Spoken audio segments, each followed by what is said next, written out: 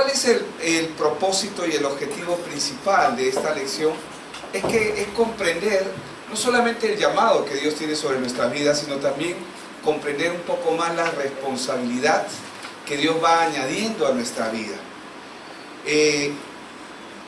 Dios no nos quiere simplemente brefos o nepios, que son las etapas de infante que tiene un niño, sino que ya se requiere un nivel mayor, un nivel de madurez. Por eso es que cuando la Biblia nos habla y nos habla propiamente y voy a ir ahí rápidamente, en 2 Timoteo 2:15, se nos dice que procuremos con diligencia, ¿no? Aunque lo hace de manera personal, Dios lo dice de esta manera, dice, procura con diligencia, dice, presentarte a Dios aprobado, dice, ¿verdad? Aprobado como obrero que no tiene de qué avergonzarse, que usa bien, dice, que usa bien la palabra de verdad. Amén. Eso implica mucha responsabilidad de parte nuestra, pero no podemos asumir responsabilidad mientras no entendamos lo que es responsabilidad. La mayoría de nosotros aquí hemos sido adolescentes, ¿verdad? Espero que ninguno todavía esté en esa etapa. Pero la mayoría de aquí hemos sido adolescentes, y como adolescentes ha habido un tiempo donde asumíamos responsabilidad y había un tiempo donde no asumíamos responsabilidad. Queríamos ser niños, pero queríamos tomar ciertas actitudes de hombre o de madurez, ¿no? Queríamos sacar ventaja, ¿no? Usar nuestro tamaño, por decirlo de una manera, o la madurez física, que no tiene nada que ver con la madurez emocional y mucho menos espiritual. Por eso decimos, ¿no?, que el hecho de que uno conozca mucha palabra no hace ninguna diferencia, y eso tampoco genera en una persona que una persona verdaderamente sea madura. Una persona no es madura por lo que sabe, sino por lo que vive. Y realmente este evangelio está diseñado para vivirlo, no para solamente saberlo, porque si nos quedamos en el oír solamente, pero no hacer, la Biblia dice en Santiago que nos engañamos a nosotros mismos, ¿verdad? Nos engañamos a nosotros mismos porque hay algo que Dios requiere, pero hay un plan dentro de todo lo que Dios está haciendo. Entonces, la lección de hoy, que es la lección 43, y ciertamente estamos a 3 semanas prácticamente de acabar este año académico, y vamos a empezar nuevamente el 15, se requiere ser obrero aprobado. Es como se llama la lección 43 de hoy. Se requiere ser obrero aprobado. Entonces, habíamos visto, para hacer solamente una recapitulación, que es importante hacerla, ya no les pido que hagan el resumen, lo hago yo para no incomodarlo, ¿no?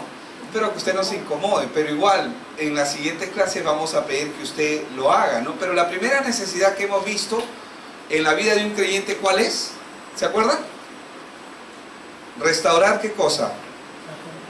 Restaurar la verdadera fe. Restaurar la verdadera fe. Porque podemos pretender creer que tenemos fe para muchas cosas, pero se requiere de tener una fe verdadera.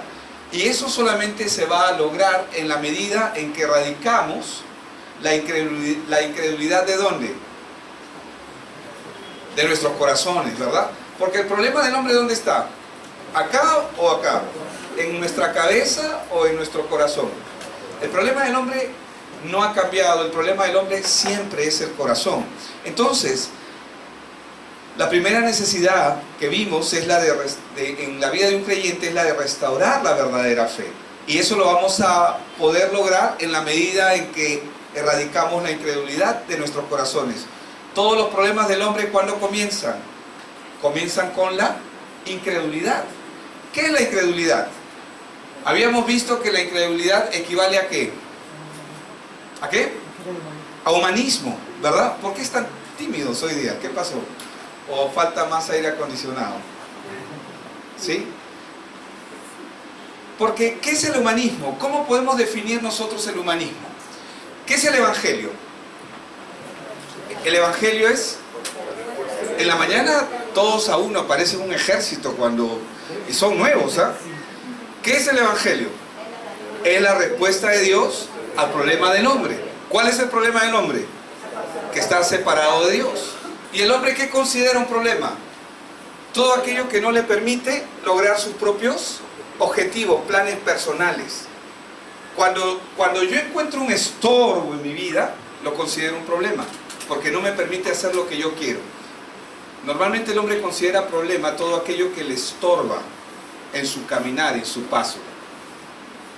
¿Pero ese es el verdadero problema? No, esa es la consecuencia del problema, que a veces es necesario para que el hombre se pueda acercar a Dios. Ahora, ¿qué es el humanismo? Sí, es lo que reemplaza los planes de Dios, ¿ya? Sí, está bien, pero podemos decirlo de una manera más contundente. Si el Evangelio es la respuesta de Dios al problema del hombre, ¿qué es el humanismo? Es la respuesta del sistema al problema del hombre. ¿Qué significa eso? ¿Que el humanismo qué vendría a ser entonces? Es el hombre sin Dios. Entonces, eso queda claro, ¿verdad? ¿Ven que es importante remarcar los puntos otra vez? No, yo sé que ustedes no se han olvidado, pero igual es importante remarcarlo. Entonces, el humanismo viene a ser la respuesta del sistema de este mundo al problema del hombre. ¿Por qué existen las terapias psicológicas, emocionales? ¿Por qué existen? ¿Por qué existe la psicología? Porque el hombre, al quedarse desprovisto de Dios, necesita una ayuda, ¿o no es así? Entonces las terapias reemplazan, y así como las terapias, muchas cosas en muchas áreas en el ser humano. Entonces, la primera necesidad que todo creyente tiene, ¿cuál es? De restaurar la verdadera fe. ¿Y cómo lo hacemos? Erradicando la incredulidad. ¿Y qué es la incredulidad? El humanismo. ¿Por qué? Porque el humanismo es lo que fluye de nosotros, ¿no es cierto? Tengo un problema, ¿y qué es lo primero que surge? Mi respuesta, lo que yo haría, lo que a mí me parece, lo que yo creo. Eso es lo que surge. Eso es el humanismo. Reemplazar el plan de Dios por lo que el sistema me ha hecho creer, porque el sistema me hace creer. ¿Qué me hace creer? Que hay una respuesta a mi necesidad.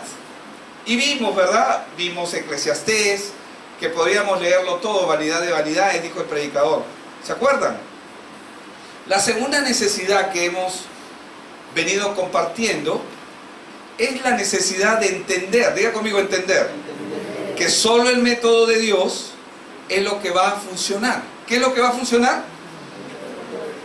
¿Y cuál es el método de Dios? El Evangelio. Dios no tiene otro método. Dios ha dado una sola respuesta y es absoluta.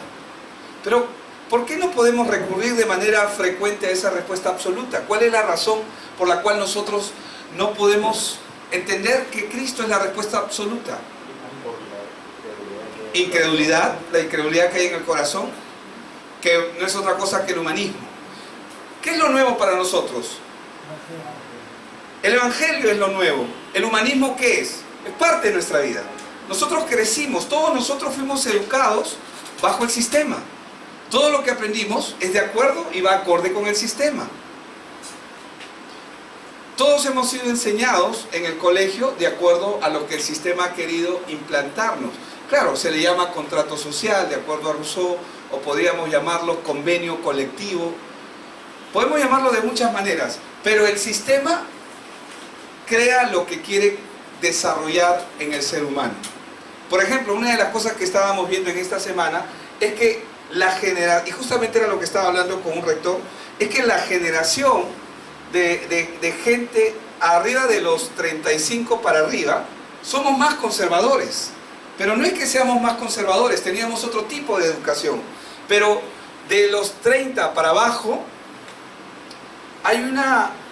están ya amoldados al nuevo sistema. Por ejemplo, no es un problema el tema de la ideología de género para ellos. No lo ven como un problema. ¿Por qué? Porque ya están siendo amoldados. ¿Por quién? Por el sistema. Entonces, la segunda necesidad que hemos venido compartiendo es justamente que solo el método de Dios va a funcionar. ¿Pero por qué no funciona en muchos el método de Dios, que es el Evangelio. Por incredulidad dijimos una razón, que no es otra cosa que humanismo. ¿Y cuál sería otra razón? Fuerte, Karim. Cuando no hay entendimiento de la palabra. Ahora, ¿por qué entonces el apóstol Pablo dijo lo siguiente? Yo como perito arquitecto puse el fundamento correcto, pero cada uno mire cómo sobre edifica. ¿A qué se está refiriendo? ¿Cuál fue el fundamento que él puso? Principal de todos. ¿Cuál? Cristo. ¿Y quién es Cristo? Es el Evangelio. ¿Qué más es Cristo? Es la respuesta de Dios al problema del hombre. Entonces, ¿qué es lo que está diciendo Pablo? Yo como perito arquitecto puse a Cristo como mi fundamento correcto. Pero cada uno de ustedes mire cómo edifica encima, o sea, cómo nosotros vamos a sobreedificar. Entonces, nosotros no buscamos cambiar a las personas. ¿Amén? ¿Cuántos dicen amén? Porque eso es imposible. ¿Cuántas veces, bueno, yo sé que suena repetitivo, ¿no? Pero ¿cuántas veces hemos escuchado, yo nunca voy a cambiar? Tú me conociste así, tú sabías cómo soy, ¿no? Cosas así como esas. Pero eso no pasa acá, ¿verdad? O sí. Antes pasaba, ¿no? Ya están siendo transformados. Pero nosotros no buscamos cambiar a las personas porque eso es imposible. Nosotros no podemos cambiar a nadie. Es más, usted mismo no puede cambiarse a sí mismo. Y la Biblia refuerza eso vez tras vez. Pero para que una persona cambie, ¿qué es lo que debe cambiar? ¿Qué es lo que debe cambiar? Su raíz, sí, su estado espiritual. Porque lo primero que debe cambiar en una persona es su estado espiritual. Cambiar el estado espiritual de una persona lo cambia todo. ¿Qué significa eso? ¿Qué significa cambiar el estado espiritual? Significa, ¿cuál es la condición del hombre sin Dios? Separado, está muerto espiritualmente. Pero si su estado espiritual cambia, ¿qué va a comenzar a ocurrir en esa persona? Cuando un niño nace, al día siguiente no le ponen su uniforme y lo mandan al colegio, ¿o sí? No es así, ¿verdad? Cuando un niño nace, ¿qué es lo primero que tiene que hacer? Tiene que lactar. Por eso es que la palabra que dice, desea como niños recién nacidos la leche espiritual, no adulterada, para que por medio de ella crezcáis para salvación. La Biblia misma, la palabra misma nos habla de un crecimiento, nos habla de un desarrollo, nos habla de un entender. Ahora, cuando una persona recibe el Evangelio tiene el poder y la capacidad de cambiar las cosas. Entonces, cambiar el estado espiritual lo cambia todo. Solo el Evangelio puede cambiar el estado espiritual a través de la obra de Cristo, y ese es el método de Dios. Entonces, si nosotros queremos cambiar una ciudad, ¿qué tenemos que cambiar primero? El estado espiritual. ¿Y cómo cambiamos el estado espiritual de una persona, de una familia, de una sociedad, de una comunidad, de un distrito, de un departamento, de una nación? ¿Cómo lo hacemos? Por el Evangelio. Y entonces, ¿por qué tenemos tanta corrupción en nuestro país? ¿Cuál es la razón? Por falta de Evangelio. Decimos que tenemos el 18% de creyentes. Eso es falso. No puede ser el 18% de creyentes. Posiblemente nacidos de nuevo o convencidos, pero realmente no necesariamente nacidos de nuevo. Porque si eso fuera cierto, ese país debería ser distinto, pero no es distinto. ¿Por qué? ¿Por qué no es distinto? Porque no hay evangelio. Porque si hubieran evangelio, hubieran discípulos de Cristo en los lugares clave donde deberían estar. ¿Qué es lo que va a cambiar la política? El evangelio. ¿Pero cómo? ¿El evangelio se va a meter en las instituciones políticas, en las políticas públicas? ¿Dónde se va a meter el evangelio? ¿Qué es lo que cambia el evangelio? Personas. Personas que nacen de nuevo, no que creen que han nacido de nuevo. El gran problema de nuestro tiempo es que tenemos cizaña con trigo y están muy mimetizadas. Ustedes saben que la cizaña, la tendencia es a mimetizar, es decir, a imitar. Imita todo exactamente igual. pero la cizaña es una estafa, ¿verdad? ¿Por qué es una estafa? Porque ahí no hay fruto y no hay nada. Pero el trigo sí puede dar fruto. Entonces, solo el Evangelio puede cambiar el estado espiritual de una persona, de una comunidad, de una nación. Si queremos cambiar nuestra nación, ¿qué tenemos que hacer? Dar Evangelio, porque el Evangelio es la respuesta de Dios al problema. ¿A qué problema? A todos. Puedes ir un ratito solamente a Eclesiastés 1:2. Cuando Salomón, inspirado por Dios, está diciendo, vanidad de vanidades, dijo el predicador, todo. Cuando está hablando de todo, ¿qué porcentaje es todo? 100%, ¿verdad? Todo es vanidad. Y si está diciendo que todo es vanidad, entonces, ¿cuál es la única respuesta que tiene el mundo? ¿Cuál es la única esperanza que tiene el mundo? El Evangelio. Por eso es que es el método absoluto de Dios. Es el método único. Es lo único que no hay otro nombre debajo del cielo. Yo soy el camino, la verdad y la vida. Y en ningún otro hay salvación. ¿Se acuerdan, verdad? He leído 3 versos. Bueno, he recordado 3 versículos. Ahora, para que la obra de Dios, sus planes y su voluntad se den en nuestra vida, ¿qué necesitamos? Lo vimos la semana pasada, recordando. ¿Qué necesitamos? Su palabra. ¿Por qué? Porque su palabra en nosotros, cuando está depositada, por medio del Espíritu Santo, comienza a obrar. Recuerden, el único recurso que necesita Dios en nuestras vidas es su palabra. Porque puede sonar mal y para algunos puede ser chocante entenderlo de esa manera, pero la Biblia dice que no hay nada bueno en nosotros. ¿Qué es lo único bueno que puede haber en nosotros? Su palabra. Pablo, cuando habla acerca de este punto, dice que tenemos este tesoro depositado en vasos de barro. Está hablando de nuestra condición de humanidad, pero tenemos un gran tesoro hablando de su espíritu, pero también de la palabra. Ahora, el Espíritu Santo va a usar los fundamentos de la palabra que están depositados en nosotros. Por eso nuestro fundamento de fe en la palabra debe ser fuerte. Y habíamos visto que Jesús, que es la palabra viviente, amén, porque Jesús es la palabra hecha carne, hacía las obras de Dios, pero ¿cómo? ¿Las hacía solo? Porque Él era Jesús. La Biblia nos enseña que las hacía en el poder del Espíritu Santo. Él no pudo hacer nada sino hasta que fue investido del poder del Espíritu Santo. ¿Sabemos que es así o no? Él no pudo hacer nada mientras el Espíritu Santo no lo investía, no lo llenaba. Ahora, la tarea que realizan los discípulos, es decir, todos los demás, los 12 y los demás.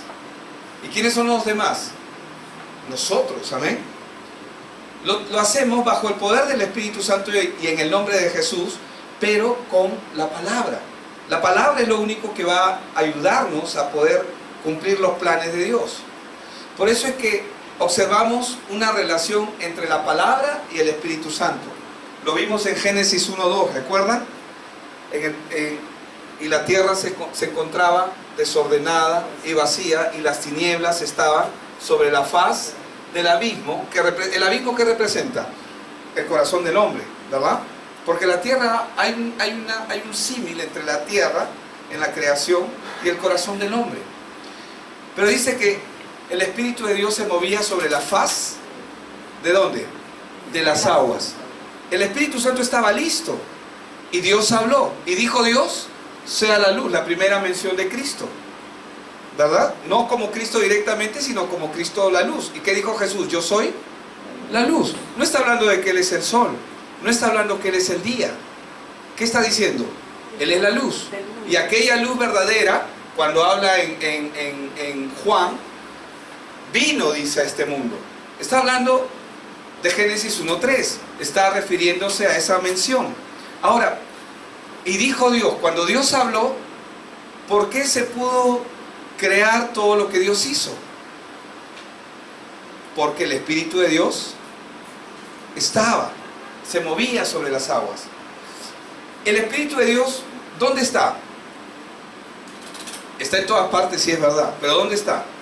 Está en nuestros corazones. Por medio de Cristo Jesús hemos sido bautizados en Él.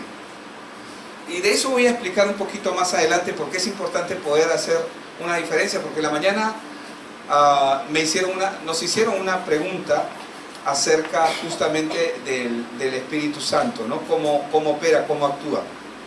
Ahora, la tarea que los discípulos comienzan a hacer, lo van a hacer bajo el poder del Espíritu Santo y en el nombre de Jesús. Por eso es que la palabra no puede actuar sin el Espíritu Santo, y el Espíritu Santo no puede actuar sin la palabra. Amén. Eso fue lo que vimos la semana pasada.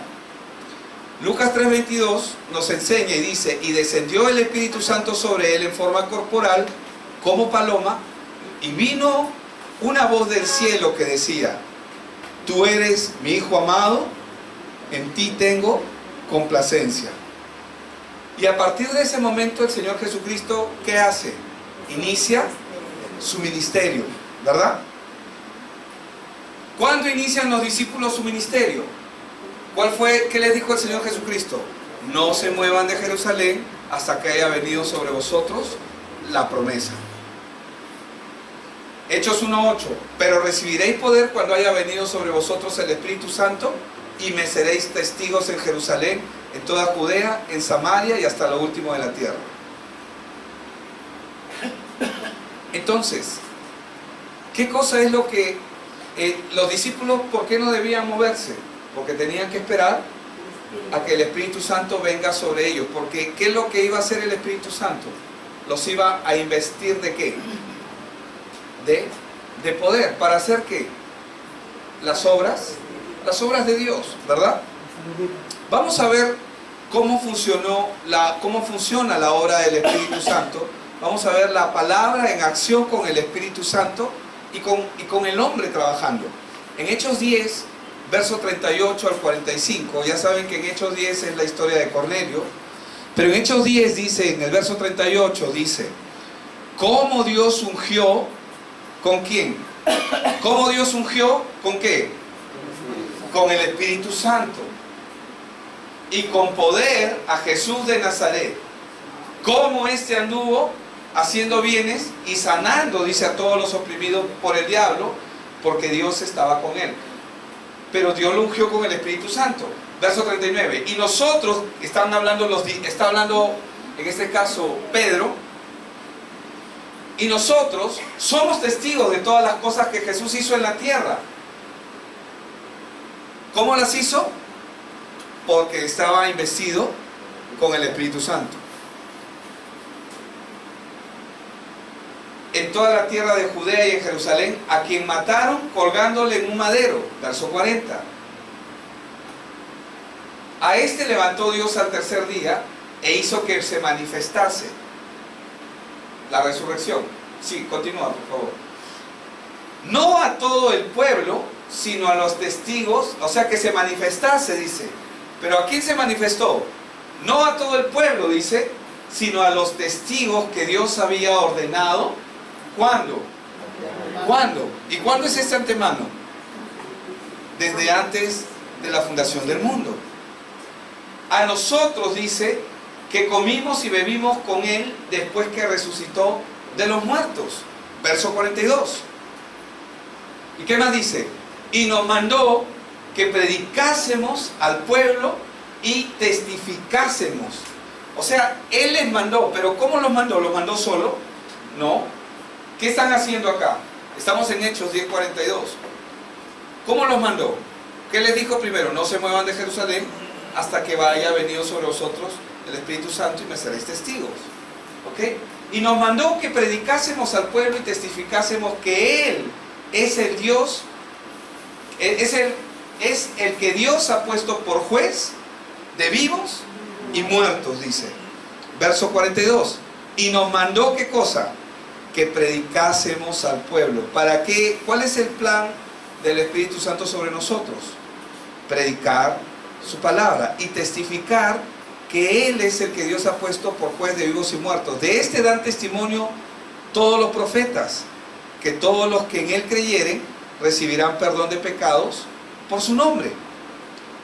Verso 44. El Espíritu Santo obrando. ¿Qué están recibiendo ellos? La palabra. ¿Qué están recibiendo? El testimonio. ¿Qué están recibiendo en ese momento Cornelio, sus amigos, su familia, a los que él invitó? ¿Qué están recibiendo? El Evangelio. Exacto. ¿Y qué es lo que va a ocurrir ahí? Mientras aún hablaba Pedro estas palabras, el Espíritu Santo cayó sobre todos los que oían el discurso, dice. Verso 45. Y los fieles de la circuncisión que habían venido con Pedro se quedaron atónitos de que también sobre los gentiles se derramara el don del Espíritu Santo. Entonces, requisitos del creyente. Primero, ¿cuál era? Erradicar la incredulidad para poder establecer la fe que es correcta delante de Dios, ¿verdad? ¿Cuál era el segundo punto? El método de Dios. ¿Cuál es el método absoluto de Dios? El Evangelio. Tercero, que Dios obra por medio de su palabra con el Espíritu Santo. Dios no va a usar otro recurso. A mí me ha pasado que cuando yo he comprado, cuando se malogró mi carro, se le rompió la faja. Yo quise conseguir una faja nueva, original, pero no tenía. Así que yo dije, temporalmente le voy a poner una compatible. Y ya saben lo que pasó. Se rompió.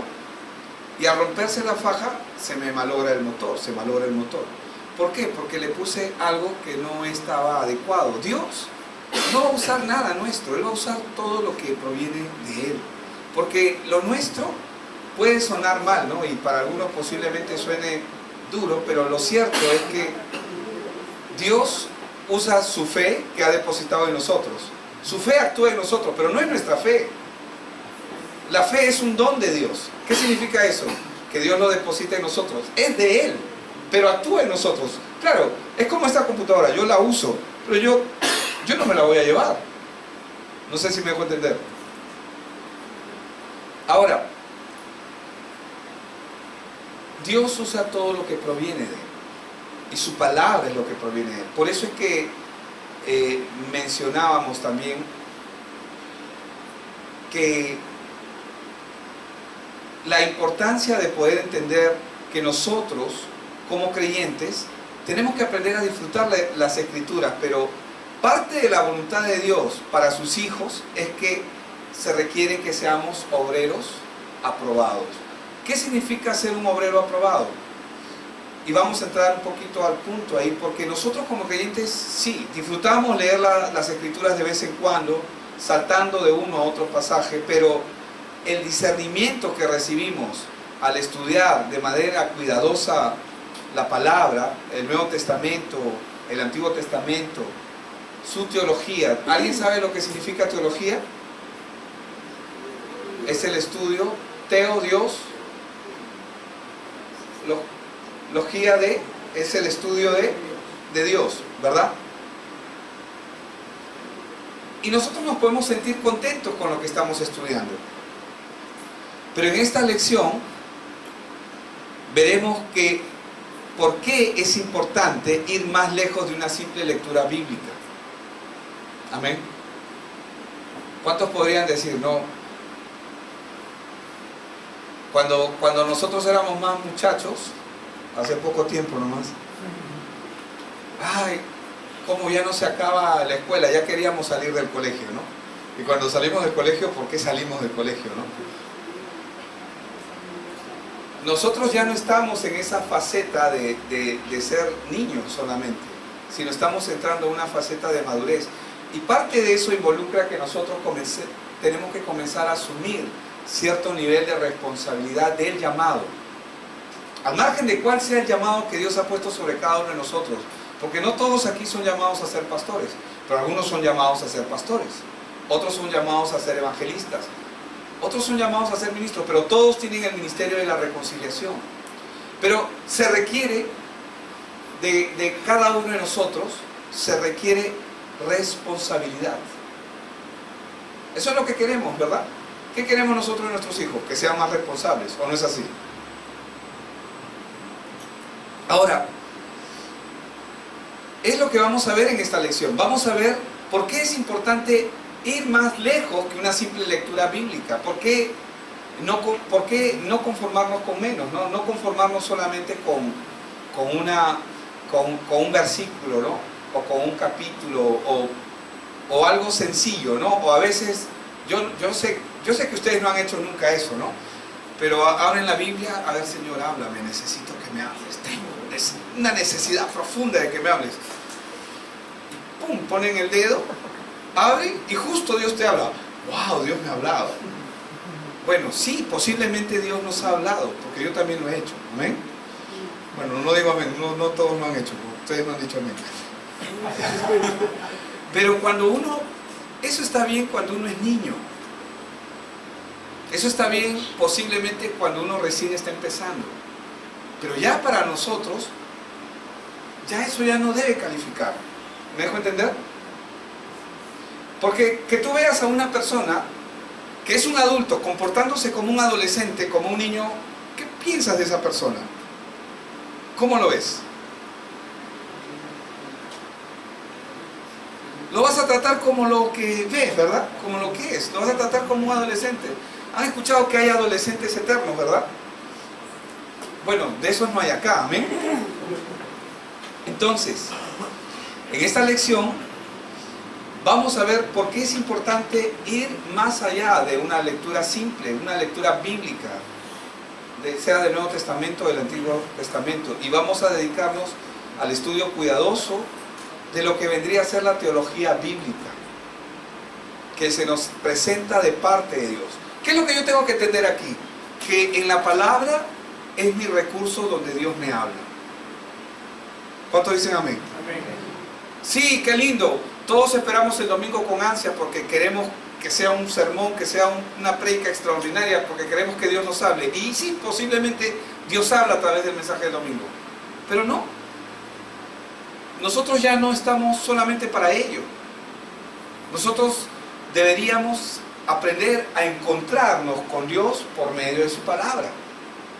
Por eso es que vamos a ver lo importante que es ir un poco más lejos para nosotros y dedicarnos a un estudio cuidadoso y profundo de lo que es la teología bíblica.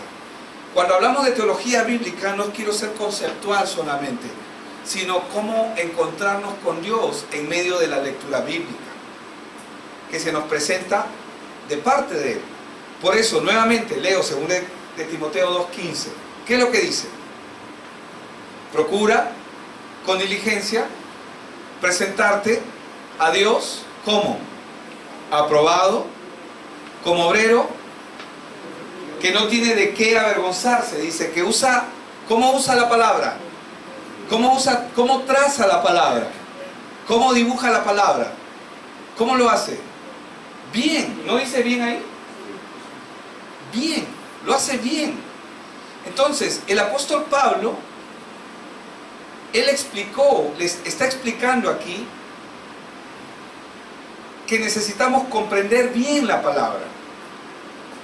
Ya olvidarnos del horóscopo cristiano, ¿no? ¿Cuál es el horóscopo cristiano? El versículo del día, ¿no? ¿Cuántos tienen su pan de vida a diario, ¿no? ¿Se acuerdan de esos papelitos, de esos cartoncitos que teníamos y a veces los hemos regalado? A ver qué Dios tiene para mí hoy día, ¿no? Y lo sacamos. Está bien eso para un bebé espiritual, no para nosotros. ¿Me dejo entender? Hay un anhelo mayor. Pablo deja claro que comprender las Escrituras no siempre es fácil. Por eso es que cuando Dios le habla a Josué, y ese verso no te lo he dado, está en Josué 1:8, ¿verdad? ¿Se acuerdan? ¿Cuántos se acuerdan de Josué 1:8?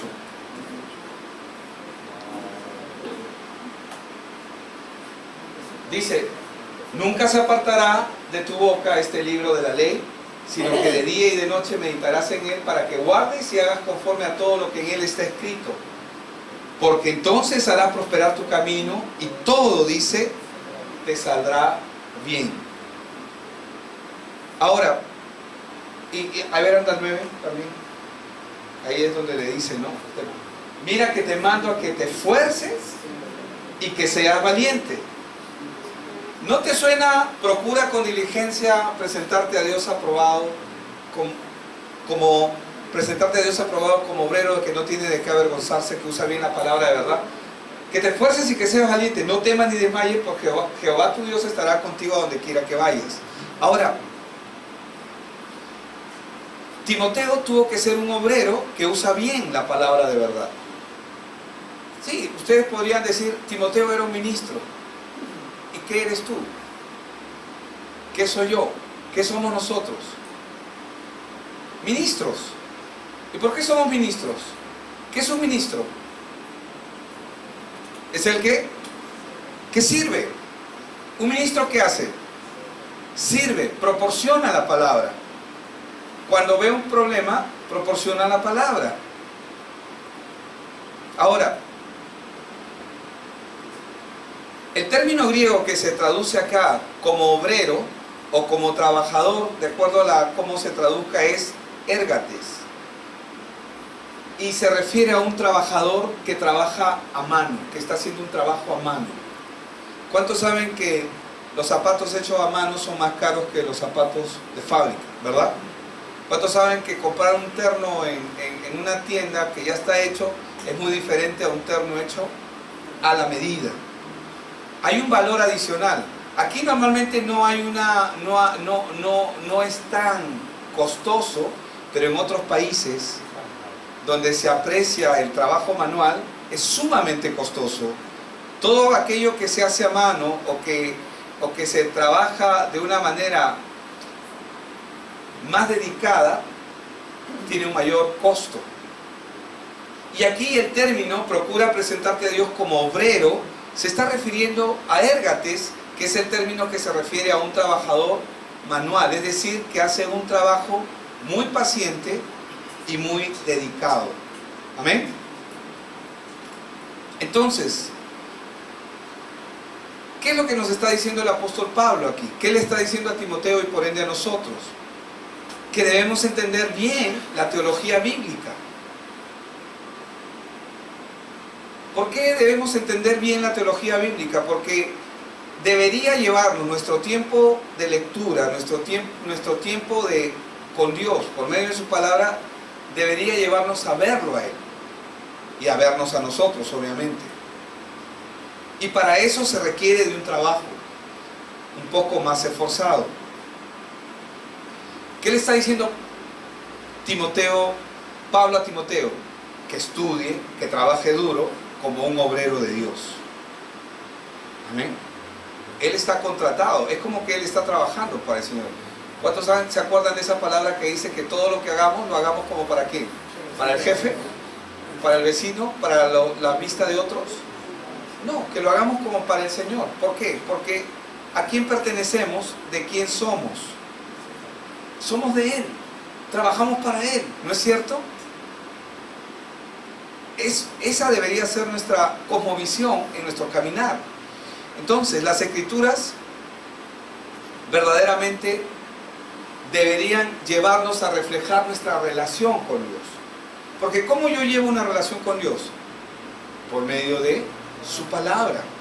En su palabra tenemos que aprender a encontrarnos con Él. Ahora, la iniciativa de parte de Él para comunicarse con nosotros está dada en plenitud en su palabra. Hermanos, cuando se cerró el canon, es decir, cuando los 66 libros fueron cerrados por el canon bíblico, se terminó la obra. Aunque Jesús dijo, hecho está, ¿verdad? Él dijo, consumado es, pero nosotros tenemos la palabra inspirada. El Nuevo Testamento es inspirado por Dios. ¿Cuántos creen eso? El Nuevo Testamento totalmente, en su totalidad es inspirado por Dios. No hay error ahí. No hay un me equivoqué, no hay una enmendadura ahí. Ahora, la iniciativa que tiene Dios para comunicarse con nosotros ya está dada por medio de su palabra. Pero es nuestra responsabilidad aprender a convivir con ella. ¿Qué es lo que nos impide el hacerlo? Lo cotidiano, el humanismo, muchas cosas, ¿verdad? Ahora, ¿qué es lo que hace preciosa la palabra? ¿Cuántos sabemos que Cristo se hizo hombre? Se hizo hombre, ¿verdad? Pero Dios mismo, antes de hacerse hombre, también se adaptó a nosotros. Él se adaptó a nuestra cultura. No solo por medio de Cristo, cuando se hizo hombre, sino que lo hizo al hablarnos a través de los más de 40 autores que escribieron la Biblia. Él se humanizó en nosotros. No sé si me dejo entender lo que trato de decirle. Dios se adaptó a nosotros. Suena mal que Dios se haya adaptado a nosotros, pero se humanizó a través de la palabra inspirada que depositó en cada uno de los hombres que escribieron la Biblia, que escribieron cada uno de los libros que Dios encargó y quedó escrito como Dios quiso que quede escrito. Ahora, Él nos habló a través de autores humanos, usando sus géneros, usando sus lenguajes, usando sus formas que son familiares, usando sus características personales. Tú no vas a ver cuando se habla en el Antiguo Testamento de reyes, no habla, por ejemplo, nos habla del carácter de algunos de los autores. Por ejemplo, cuando se habla de Elías, o cuando se habla de Jeremías, ¿no? Todos conocen a Jeremías como el profeta llorón. ¿Saben eso, verdad? Que Jeremías es el profeta llorón. Moisés, Dios lo llama manso, pero ¿cómo era Moisés? Era iracundo, era renegón. Y Dios lo usó con sus características, lo usó con sus formas para expresar su palabra a nosotros. Esto es interesante porque necesitamos entender que Dios no solamente se humanizó en Cristo, sino que trasladó el mensaje de su palabra en personas imperfectas. Pero ajenos a ellos, la palabra es completamente perfecta. No sé si me dejo entender. Ellos son imperfectos, pero la palabra no. Pero a pesar de su imperfección, Dios usó su imperfección como depósito solamente para transmitir el mensaje que quería darnos. Entonces, Él usó géneros, usó lenguajes, usó formas que son familiares para la gente y el lugar de la época, como lo es para la nuestra. En otras palabras, usó el contexto histórico, el contexto social.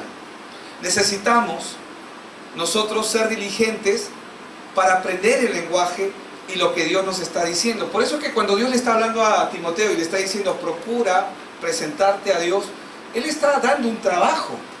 Le está diciendo, tú tienes que ser hallado, en otra parte, irreprensible, le dice. Tú tienes que mostrarte. Y recuerdan que luego le da algunos consejos y le dice en Timoteo también que nadie tenga en poco tu juventud. ¿Por qué? Porque la imperfección de Él importa. ¿Tu imperfección importa? Yo soy un hombre con muchos defectos. ¿Importa eso? ¿Qué es lo que importa verdaderamente? El mensaje de la palabra. Por eso es que Pablo, cuando habla que Dios ha depositado en estos vasos de barro, ¿por qué habla de vasos de barro? Aludiendo a la fragilidad de nuestra naturaleza. Ahora, por ejemplo, al leer la Biblia de manera contextual, es necesario comprender cómo, por ejemplo, los autores del Nuevo Testamento, ¿quiénes escribieron el Nuevo Testamento? Mateo, Marcos, Lucas, Juan, ¿quién más? Pablo, Hebreos es anónimo, ¿quién más? Pedro, que escribe 2 libros, ¿verdad? Puede plagiar, ¿eh? Puede mirar ahí en su Biblia, no hay problema. Juan, el discípulo amado, son 27 libros, pero sin embargo, es necesario comprender cómo los autores del Nuevo Testamento hicieron uso del Antiguo Testamento de diferentes maneras que eran comunes en la época, porque ellos ya conocían. Por esta razón Pablo le dice a Timoteo, ¿qué significa lo que estoy diciendo? Cuando ellos están escribiendo el Nuevo Testamento, ¿qué palabra tienen? ¿Cuál es la única palabra que tienen? El Antiguo Testamento. Porque ellos no tenían el Nuevo Testamento. El Nuevo Testamento lo tenemos nosotros. ¿Ellos lo tenían? Ellos no lo tenían. ¿Qué conocían ellos? La Torá, el libro de los profetas, los profetas menores, los profetas mayores, los libros sapiensales, los proverbios. Entonces, por esta razón, Pablo le dice a Timoteo y le está clarificando y le está diciendo a Timoteo la autoridad que tiene la palabra cuando le dice que toda escritura es inspirada por Dios. Y es interesante porque tanto Timoteo como nosotros debemos ser diligentes en justamente proteger eso. Como obreros que no tienen de qué avergonzarse, pues tenemos que hacer bien uso de la palabra inspirada por Dios. No de nuestra palabra, la palabra inspirada por Dios. Según de Timoteo 3:16, ¿verdad? ¿Qué es lo que dice? Toda escritura es inspirada por Dios y es útil para enseñar, para redarguir, para corregir, para instruir en justicia. Ahora, la palabra griega que se usa para traducir inspirada es teoneptos. Ustedes saben que espíritu es neuma, ¿verdad? De ahí viene la palabra neumático. Theoneustos es la palabra griega para decir inspirada. ¿Qué significa textualmente? Toda palabra es exhalada por Dios.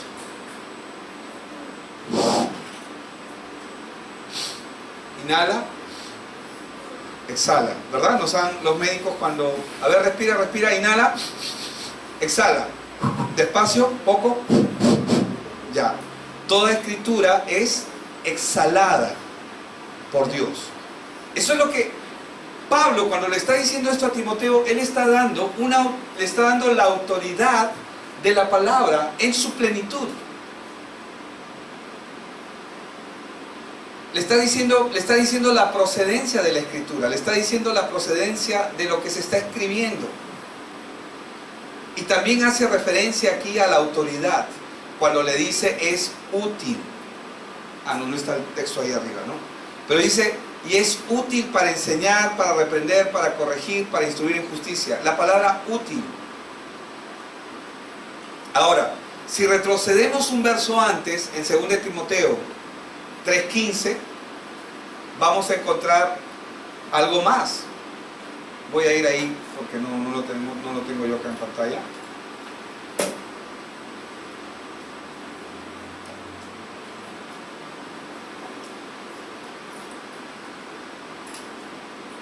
Dice, y que desde la niñez has sabido, dice, las sagradas escrituras, las cuales te pueden hacer sabio para la salvación por la fe que es en Cristo Jesús. ¿Cuáles eran las sagradas escrituras que Timoteo conocía desde la infancia? ¿El Nuevo Testamento o el Antiguo Testamento? El Antiguo Testamento. Entonces, ¿qué es lo que vamos a ver? Estamos viendo que la lección de hoy día, estamos viendo que se requiere ser un obrero aprobado, ¿verdad? Y para poder entender qué significa ser un obrero aprobado, necesitamos entender que nosotros para el tiempo que tenemos ya no estamos solamente para ver uno que otro verso bíblico, sino que realmente tenemos que aprender a encontrarnos con Dios en medio de nuestro tiempo de devocional o de nuestra lectura bíblica. No sé cuál es la forma que usted tiene, porque una cosa es devocional, otra cosa es lectura bíblica, otra cosa es un panorama bíblico cuando usted comienza a estudiar, o otra cosa es cuando usted tiene un plan de leer la Biblia en un año, en 6 meses, que hay planes para leer el Nuevo Testamento también en dos veces al año, 3 veces al año, como usted crea conveniente, pero todas son diferentes. Ahora, vamos a comenzar por el Nuevo Testamento y vamos a ver 3 afirmaciones bíblicas que nos van a ayudar a entender que el Nuevo Testamento es inspirado. Diga conmigo, el Nuevo Testamento es inspirado. Yo sé que usted no tiene duda de eso, ¿verdad? ¿Alguien tiene duda de eso? No, ¿verdad? Yo no puedo decir, no, es que lo único que yo acepto de la Biblia es lo que escribe el apóstol Pablo. Y rechazo lo que dice, digamos, Judas, o lo que dice 1 de Juan, 2 de Juan, o 3 de Juan, o lo que dice Pedro. No, toda la Escritura, sin excepción. Yo sé que usted no tiene duda de eso. En primer lugar, vamos a explorar por qué Dios llamó a 12 discípulos. Llamó a los 12. Luego vamos a ver, y lo voy a mencionar ahora porque vamos a continuar la siguiente semana. En segundo lugar, vamos a considerar el papel fundamental que cumplen los apóstoles y los profetas y nosotros en este tiempo, los que hemos sido llamados. Y en tercer lugar, afirmaremos la inspiración y la autoridad que tienen los libros del Nuevo Testamento. Amén.